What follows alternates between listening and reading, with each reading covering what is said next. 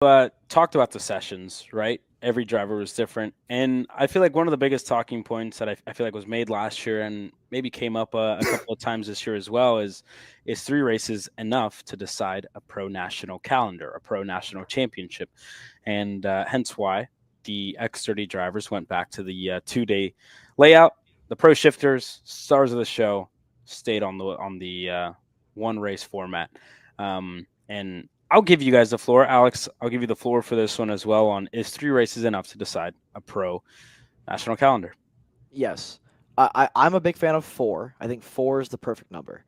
But I think three, and I'm going to get into why, because I'm not a fan of the drop. I'm not, especially for the pro classes, right? If you're gonna be considered a pro, let's No that's room for we're, error. we're not dropping races. Any No pro room for error. category, we're not dropping races, right? Max can't go out there and drop Barcelona from this year, right? So we're gonna go out there and we can't have any drops. I think six. When you get to six, right, then I understand the reason for a drop. I'm not a fan of drops for anybody, but especially for the pros, no drops. I'd love to see four races. Obviously, for the shifter guys, we couldn't do it because there's only 3 weekends. 6 races for the non-pros. For the pros, we get three. I think three's enough. I think three's enough because they get so many sessions out there, right? We have the heats, we have the super heat, we have the main. They're longer races. You get the same track times everybody else gets, basically. Um, if you include especially how much longer the sessions are. Yeah. And I think I also like the three races because, like you said, no room for error. I've had a lot of drivers argue three's not enough. You have one bad race, you're done. Welcome to the pros, right? Like that's what it is. This is my argument. At the World Championship, you get one weekend to define if you're the best in the world. And Super to nap. me, no, I'm getting there. To me, at the World Championships in Europe, you get one weekend to decide if you're the best in the world. Given there's only 20 guys out there, there was only 12 guys out there for the FIA Championship a couple weeks ago. 12 or 20 guys. I don't know, whatever you want to call it. At the SCUSA Summer Nationals, we had 44 drivers. Who's top? And now I'm just kind of mad at Europe. You know, I'm on my Europe kind of, I guess, yapping phase. But even then, it's bigger, it's better here. Supernats, you get one try to be the best of the best. Three races, I think, more than enough. Um, Easy, simple, done. Emery, anything to add? Three races is how you end up with situations like Andrew, though. That's the one thing that I'll say. At the end of the day, I'm not fully opposed to a three-race calendar, but you end up with shenanigans where Andrew can come in and race one race, and at the end of the day, who really cares? Like, it's enough. He can make enough impact in that one race to where Mateus can lose the championship, more or less off of the results of one weekend. It's possible. The contact with Andrew in the first heat, whether or not it was Mateus's fault or whatnot, influenced by a driver not in the championship. The final, influenced by a driver not in the championship, blatantly. If there's 6 races in a championship in a pro category, that respect, you have enough time to build sort of a respect, kind of a code of racing against the guys that you're racing against, and B, one situation like Andrews gets filtered out because that's not going to happen again at the next race, or at least it shouldn't happen. Any competent race director doesn't let that slide.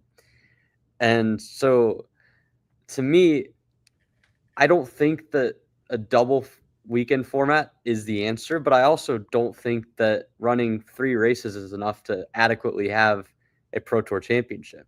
It's not the end of the world by any means. I think logistically, with the way that SCUSA's calendar works, it makes sense in the current moment. But if we want to have the best possible racing, if we want to have these sorts of title fights, you need 5 or 6 races to really, truly have a championship. And I'm with Alex on this. No drops. I'm with SCUSA on this. No 2-race format. But we got to have 5 or 6 races for it to be a proper Pro Tour, in my opinion. So then, how do we get to that point? If because if we do 6 races, right? If we do 6 races, no drops. Listen, I'm here for it, right? I'm here for it. I think that's awesome. That hasn't happened. But again, logistically, it doesn't make sense. No, Like, I meant, who I in their meant, right I mind? meant, you just the like to Emery's point. You don't change anything logistically. You just put the shifter guys back on a 6 race schedule. I'm not saying I'm a fan of that. I'm not. But I think 6 races would be cool with no drops. I think 3 is fine because to me it also created, besides Andrew, the coolest title fight we've seen in quite some time. Yeah. And because of the fact that we had limited races, it's why we had so many title changes. It's why we had so many guys still in contention on the last round. So I think there's pros and cons to it. I disagree on the fact that it's what manufactured that. I think now 17 drivers being in contention entering the weekend mathematically, shout out to Vincenzo Saracino for still having a shot entering qualifying. Having 17 drivers, that's a result of 3 drivers in the category, or 3 races on the season. Having 5 drivers that across the sessions were very evenly matched, making it 6 races isn't suddenly going to change that. It might spread it out a little bit, but as far as that point, I don't think it changes the dynamic of the title fight. And to Caleb's question about how do you make that, Scus already has 2 Winter Series weekends. They already have a number of different sort of supplemental series that they run throughout the series. But the core concept, they have 2 Winter Series races, 3 national races, and 1 Super Nats. That's 6 national races on a season. Maybe for the subcategories, the semi-pro categories, it's a big race. Part of the Pro Tour? No. The IndyCar has the Indy 500 as part of the championship. Like, bad, Emery. No, stop. I mean, no. It's look, not a bad take. Nah. Look, if we're talking the I do. ideal Okay. Hey, let me finish this. Okay. If we're talking the ideal Pro Tour, I'm not saying you include Supernats. But if we're saying it's logistically impossible, when we quite literally have 6 national weekends in Pro Tour or in SCUSA, we can make a 6-race shifter Pro Tour. Or 5.